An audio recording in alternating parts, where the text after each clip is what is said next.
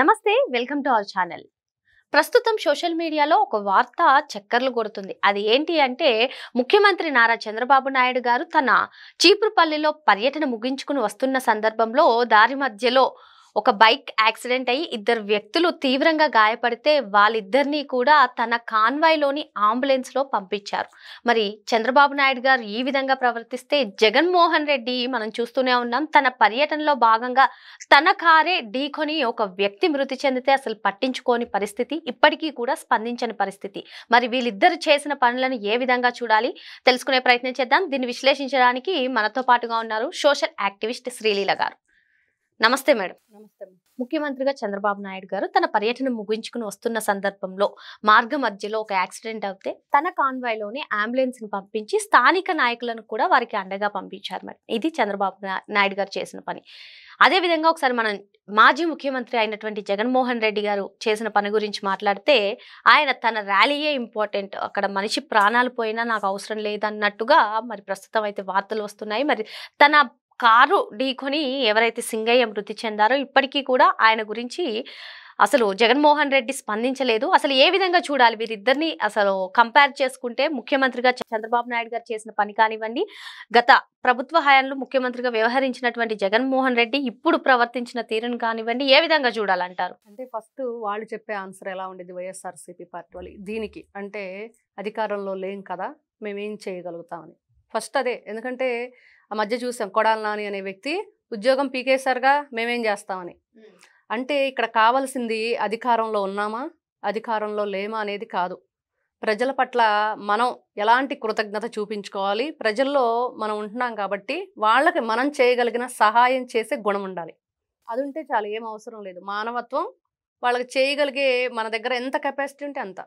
మనమేమి కోట్ల రూపాయలు ఇవ్వాల్సిన అవసరం లేదు. మనకు చేతనైన సహాయం, కనీసం అంబులెన్స్ ఫోన్ చేసేంత హెల్ప్ కూడా చేయలేని పరిస్థితిలో ఉండగా ఎవరైనా ఇప్పుడు ప్రతి ఒక్కరి చేతిలో మొబైల్స్ ఉంటున్నాయి, ఖచ్చితంగా 108కి కాల్ చేస్తే వస్తుంది. ఇలాంటివన్నీ చిన్న చిన్నవి, మనం చేతనైన సహాయం చేయగలిగే మనసు. గతంలో చూసుకుంటే నిజంగా ఎవరైతే పవన్ కళ్యాణ్ గారు కుటుంబ ప్రభుత్వం గురించి ఈ రోజున చెప్పుకోవాల్సి వస్తుంది కాబట్టి ఏం జరిగింది అసలు అంటే, ఇక్కడ కంపారిజన్ అని కాదు కానీ కనీసం వాళ్ళ చేయటానికి కూడా అర్హత హక్కు లేని వ్యక్తులుగా ఈ రోజున వాళ్ళు ఆ పరిగణలోకి వెళ్ళిపోయారు. నిన్న దాంతో ఆ పరిగణలోకి వెళ్ళిపోయారు. గతంలో వివేకానంద రెడ్డి గారి హత్య ఇవన్నీ మనం కేవలం వింటూ వచ్చాం. కానీ ఈ రోజున కళ్ళతో చూసిన తర్వాత వీళ్ళు ఎక్కడా కూడా పోల్చుకోవటానికి కూడా వాళ్ళు తోగలేరు వీళ్ళతోటి. కూటమి ఎవరైతే నాయకులు కానీ ఈ రోజున డిప్యూటీ సీఎం మరి అదేవిధంగా వీళ్ళందరూ ఎవరైతే మనం చెప్పుకుంటున్నామో ఎవరితో కూడా వీళ్ళని మనం వాళ్ళని సరిపోల్చలేము అన్నట్లుగా ఎందుకు మనం ఈ రోజున అనుకోవాల్సి వస్తుంది. ముఖ్యంగా అంటే మరి గతంలో బోట్లన్నీ తగలబడిపోయి మరి వాళ్ళందరూ కూడా పవన్ కళ్యాణ్ గారు తన దగ్గర ఉన్న అమౌంట్, తప్పుడు ఆయన అధికారంలో ఉండటం కానీ లేకపోతే ఎమ్మెల్యేగా గెలవటం కానీ ఇవేమీ జరగలేదు. ఒక హీరోగానే ఉన్నారు, పవర్ స్టార్ పవన్ కళ్యాణ్ గానే ఉన్నారు. మరి అప్పుడు ఒక్కొక్కరికి 50,000 40,000 ఎంతో తనకు తగింది. అక్కడ కొన్ని వందల బోట్లు తగలబడిపోయినాయి. ఇస్తే మరి అప్పుడు అధికారంలో ఉన్న జగన్మోహన్ రెడ్డి ప్రభుత్వం చేసింది ఏంటంటే చాలా గొప్పగా ఎవరైతే పవన్ కళ్యాణ్ దగ్గర మరి దీనికి సంబంధించిన ఎక్స్గ్రేషియా తీసుకున్నారో వాళ్ళకి ఎవ్వరికి కూడా వైఎస్ఆర్సీపీ పార్టీ నుంచి ఆ ప్రభుత్వం ఇప్పుడు అధికారంలో ఉంది కాబట్టి దానికి సంబంధించి సహాయ సహకారాలు అందవు. వాళ్లకున్న మంచి హృదయం ఎలా ఉండిద్దంటే ఇలా ఉండిద్ది. ఏ విధంగా చెప్పుకోవాలి, వాళ్ళే చెప్పుకుంటారు కదా. జగన్మోహన్ రెడ్డి మనుషులు అసలు ఎలా అంటే కార్యకర్తలు నాయకులు ఎవరు కూడా ఇసుక వేస్తే రాలనంత జనం వచ్చారు. సక్సెస్ మీట్ పెట్టారు కదా నిన్న. ఎంతమంది చనిపోయారు, ఏ విధంగా తొక్కించాము, ఏ విధంగా ఆయన మెడ నరాలు విరిచేసాము, ఏ విధంగా ప్రాణంతో గిలగిలా కొట్టుకుంటుంటే ఆ చెట్ల మీద ఇసిరేసి వచ్చేసాము అని. మరి అదే జరిగింది. ఎంత ఘోరంగా ఉంది, ఎంత నీచంగా ఉంది. మరి నిన్న చూస్తే నారా చంద్రబాబు నాయుడు గారు గౌరవ ముఖ్యమంత్రి మరి విశాఖపట్నం వెళుతూ దారిలో ఇద్దరు బైక్ యాక్సిడెంట్ తీవ్రంగా గాయపడితే తన కాన్వాయ్ సంబంధించిన అంబులెన్స్ ని పంపించటం, మరి వాళ్ళకి సంబంధించి అక్కడ ఉన్న సెక్యూరిటీని కూడా వెళ్ళి వాళ్ళకి ఏం సహాయ సహకారాలు మన వల్ల వాళ్ళకి చేయగలిగేవన్నీ కూడా చేయండి అని చెప్పి పంపించటం. మరి అక్కడ మనం అధికారంలో ఉన్నామా లేమా అనేది కాదు, మానవత్వాన్ని చాటుకోవాలి.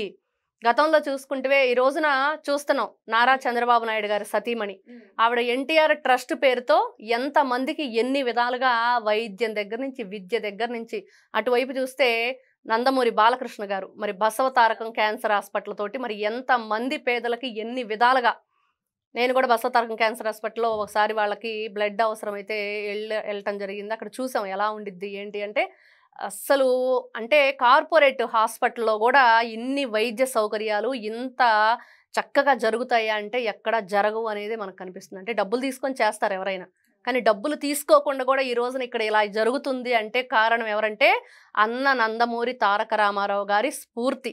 అంటే తను ఏదైతే కోరుకున్నారో ప్రజలే దేవుళ్ళు, సమాజమే దేవాలయం అనేది వాళ్ళ పిల్లలు ఈ రోజున నిలబెట్టుకుంటూ వస్తున్నారు.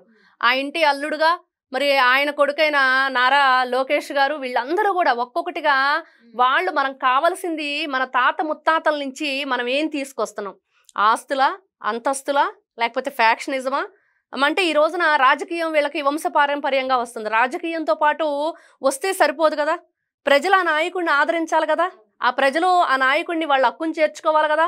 వాళ్ళు ఈ రోజున వాళ్ళు ఏం చేశారు, పట్టాభిషేకం చేశారు లోకేష్ గారికి. మంగళగిరిని ఎందుకు ఎంచుకున్నారు, ఒక సవాల్గా తీసుకున్నారు ఆయన. ఎందుకంటే ప్రజల మనసు నేను గెలుస్తాను, ఆ నమ్మకం నాకుంది, ఖచ్చితంగా ప్రజల్ని నేను ఏ విధంగా చూసుకుంటాననేది. ప్రతి ఒక్కటి ఇలా చెప్పుకుంటూ పోతే మనకు కావాల్సింది ఏంటంటే ఈ రోజున అధికారమో లేకపోతే డబ్బో కాదు, మంచి మనసు ఉండాలి. మేడం, ఈ సింగయ్య ఇష్యూ ఏదైతే ఉందో దీని గురించి సాక్షిలో ఒక కథనం వచ్చింది.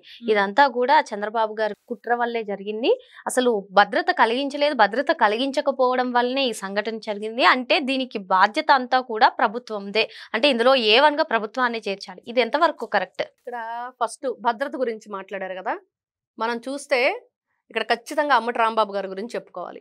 అక్కడ బ్యారిగేట్స్ పెట్టేసి పోలీస్ అంతా సెక్యూరిటీ ఇస్తుంటే ఏ విధంగా అవన్నీ లాగేసి ఇష్టానుసారంగా వచ్చేయండి వచ్చేయండి అంటూ ఒక రౌడీల్లా బిహేవ్ చేశారు. మరి అదేవిధంగా చూస్తే మీకు ఇచ్చింది ఎంతమంది రావటానికి పర్మిషన్ ఇచ్చారు, ఎంతమందితో ఆ కార్యక్రమాన్ని అక్కడ చేసుకోమని చెప్పింది ప్రభుత్వం, మరి దాన్ని మీరు ఎంతమందిని తెచ్చారు, ఎంత గందరగోళాన్ని సృష్టించారు, తాడేపల్లి ప్యాలెస్ నుంచి ఎన్ని వాహనాలతో మీరు ర్యాలీగా వచ్చారు, మరి దానికి ఫస్ట్ సమాధానం చెప్తే ఈ రోజున సెక్యూరిటీ ఇచ్చారా ఇవ్వలేదా అనేది సమాధానం చెప్పొచ్చు. మీకు ఎంతమందిని మీకు రమ్మని చెప్తే మీరు ఎంతమంది వచ్చారు, ఎంత గందరగోళాన్ని సృష్టించారు ఇష్టానుసారంగా. అంటే మీరు కావాలని చెప్పి అక్కడ మనుషుల్ని మీ సెక్యూరిటీని పక్కకు నెట్టేసి వచ్చేయండి జనాన్ని వదిలేండి రాప్తాడు చూసాం మనం. ఏం జరిగింది, హెలిప్యాడ్ దగ్గరికి ఎందుకు పంపించారంటే కావాలని. ఇదే మాట ఆ రోజున ఏపీ యంత్రాంగం ఏదైతే పోలీస్ యంత్రాంగం ఉందో ఫెయిల్ అయ్యిందని చెప్పేసి ఆ రోజు ఇదే గొడవ చేశారు, ఈ రోజు ఇదే చెప్తున్నారు. మీకు పర్మిషన్ ఇచ్చింది ఎంతమందికి, మరి మీరు తీసుకొచ్చిన జనాలు ఎంతమంది, జన సమూహాన్ని ఏ విధంగా అక్కడ గందరగోళాన్ని సృష్టించారు. ఎక్కడైనా సరే ఒక మనిషి చనిపోయి ఆ మనిషి 1 year తర్వాత 14 నెలల తర్వాత వెళ్ళి విగ్రహావిష్కరణ పేరుతో ఆ పువ్వులు, ఆ హంగామా, గొడవ, మనుషులు దేనికోసం వెళ్ళారు మీరు? మీరు ఏదన్నా ఎలక్షన్కి సంబంధించి ఏదైనా ర్యాలీలు చేయడానికి వెళ్ళారా, మరి ఎలక్షన్లో మీరు ఏదైనా క్యాన్వాస్ చేసుకోవడానికి వెళ్ళారా అంటే ఇవన్నీ కాదు. మీరు చెప్పే ప్రోగ్రామ్ ఏంటి, చేసే పనులేంటి, జన సమీకరణ ఏంటి, ఇవన్నీ చూస్తూ ఉంటే ఏం కనిపిస్తుంది అక్కడ, కేవలం కావాలనే మీరు ఈ విధానాన్ని విధ్వంసాన్ని సృష్టించడానికి ప్రయత్నం చేస్తున్నారు. ఎక్కడికి వెళ్ళినా వాళ్ళ మాటలు వాళ్ళు 100 చెప్తారు, 190 చెబుతారు, ఎవరు వినే ప్రసక్తిలో లేరు ఈ రోజున. ఎందుకంటే అంబటి రాంబాబు, రజని, లేకపోతే రోజా, జగన్మోహన్ రెడ్డి గారితో సహా ఎవరు ఎన్ని మాటలు, సజ్జల రామకృష్ణారెడ్డి దగ్గర నుంచి సకల శాఖ మంత్రి గతంలో, మరి వీళ్ళు మాట్లాడే మాటలు, చేసిన పనులు ఈ రోజున మళ్ళీ కప్పిపుచ్చుకునే ప్రయత్నం. అసలు అంబటి రాంబాబుకి 10 లక్షలు ఇచ్చి జగన్మోహన్ రెడ్డి ఎందుకు పంపించాడు సింగయ్య ఇంటికి? మరి ఆ రోజున సక్సెస్ఫుల్గా మనం ఏదైతే కార్యక్రమం జరిగింది విగ్రహావిష్కరణది అని చెప్పి అందరూ కూడా ప్రెస్ మీట్లు పెట్టారుగా, ఎవరైనా సరే అనుకోని దుర్ఘటనలు జరిగినాయి అని చెప్పి మాట్లాడారా? మరి వాళ్ళ ప్రాణానికి మరి జగన్మోహన్ రెడ్డి ఈ రోజున వెలగట్టాడు 10 లక్షల రూపాయలు అనేది తెలిసిపోయిన తర్వాత ఎవరైనా మాట్లాడగలుగుతారా? అంటే ఒక దళితుడు నీ కోసం వచ్చి నీ కారు చక్రం కింద ఆయన తల పగిలిపోయి చనిపోతుంటే అక్కడ కనీసం ఈడ్చి అవతల పడేసింది కాకుండా డబ్బులు ఇచ్చి వెలగట్టడానికి ప్రయత్నం చేసి కేసులు పెట్టకుండా వాళ్ళ నోర్లు మూయించే ప్రయత్నం చేసిన ఇతన్ని ఏ విధంగా చూడాలి? ఇంత నీచమా, ఇంత ఘోరమా? అదేమంటే మేము అధికారంలో లేవనే మాటలు మాట్లాడతారు. అధికారంలో లేం కాబట్టి అధికారంలోకి వస్తామని, లేకపోతే ప్రజలు మమ్మల్ని ఆదరిస్తున్నారని చెప్పేసి చేస్తున్నారు. ఎక్కడ ఆదరిస్తున్నారు ప్రజలు మిమ్మల్ని? ఎక్కడైనా ఆదరిస్తున్నారా? వాళ్ళ కార్యకర్తలు ఈ రోజున జగన్మోహన్ రెడ్డిని చి అనే పరిస్థితికి దిగజారి పనులు ఈ రోజున చేశారు వాళ్ళు. ఎందుకంటే గతంలో చూసాం ఎన్నో బెట్టింగ్లు, వాళ్ళకి విగ్రహావిష్కరణలు, గంజాయి బ్యాచీకి పరామర్శలు. ఏ విధంగా చూడాలి? ఏ విధంగా జగన్మోహన్ రెడ్డి గారిని ఇక్కడ మంచి పనులు చేస్తున్నాడు, ప్రజలు ఆదరిస్తున్నారని చెప్పేసి ఎవరైనా అనుకుంటారా? ఎవరికైనా హెల్ప్ చేస్తే 10 మందికి మంచి చేయండి. అసలు వీళ్ళు దుర్మార్గమైన చర్యలు ఏమైతే ఉన్నాయో అన్నా క్యాంటీన్ తీసేసిన రోజే అయిపోయింది. 5 రూపాయలకి పేదవాడికి అన్నం పెట్టి అన్నా క్యాంటీన్ ఏ రోజైతే మూయించాడో ఆ రోజే వాళ్ళు మానవత్వం ఉన్న మనుషులు కాదని తెలిసిపోయింది. ప్రజావేదికను కూల్చేసిన రోజు తెలిసిపోయింది. ప్రజల పట్ల వాళ్ళ కర్కశమైన ఆలోచన, ప్రజల ఆస్తులను దోచుకోవాలని ల్యాండ్ టైటిలింగ్ యాక్ట్ తెచ్చినప్పుడే అయిపోయింది. వాళ్ళ పాస్ పుస్తకాల మీద నీ బొమ్మ వేయించుకున్నప్పుడే అయిపోయింది. ఇన్ని విధాలుగా వాళ్ళు విధ్వంసాన్ని సృష్టించి ఇంత కిరాతకమైన ఏదైతే వాళ్ళు చేసిన చర్యలు ఉన్నాయో వాటన్నింటినీ కప్పిపుచ్చుకుంటూ ఈరోజు మళ్ళీ అంబటి రాంబాబు లాంటి వాళ్ళు ట్వీట్లు చేయటం. ఎలా చేస్తారు A2గా జగన్మోహన్ రెడ్డి గారిని? ఆయన అక్యూజ్డ్ ఎలా అవుతాడు అని. ఎందుకు కాకూడదు? ఇచ్చిన పర్మిషన్ ఏంటి, మీరు చేసిన పనేంటి?